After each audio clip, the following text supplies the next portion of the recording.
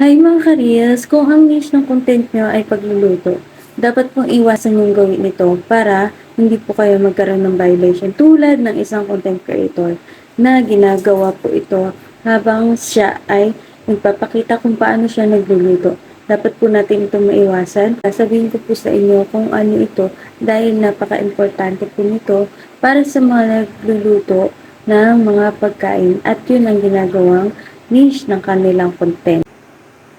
So ayun mga ka-reels, dapat niyo pong iwasan ang paglalagay ng mga brand or ipakita ang mga brand ng ginagamit nyo sa pagluluto. Halimbawa po, yung may brand, yung asin ilalagay nyo. Tapos ipapakita nyo yung brand ng asin na ilalagay nyo. Halimbawa po, maglalagay kayo ng magic sarap. Tapos ipinapakita nyo po sa video nyo, sa pagluluto nyo na nilalagay nyo po yung magic sarap na nakakalagay or nakita yung brand ng magic sarap.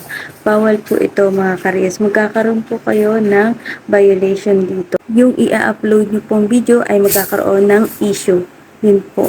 At hindi po ito kikita kapag meron po nito na ipinapakita nyo ang isang brand ng inyong ginamit sa pagluluto. So mga reels, iwasan nyo pong gamitin yan or gawin yan habang kayo ay nagluluto para po yung inyong ginawang video ay kumita kung kayo ay monetize na at kung hindi pa kayo monetize para po ma-monetize ang inyong video. So ayun lang mga ka-reels, iwasan po natin itong gawin sa ating mga video kung tayo ay nagko-content na pagluluto. Yun lang po, maraming salamat.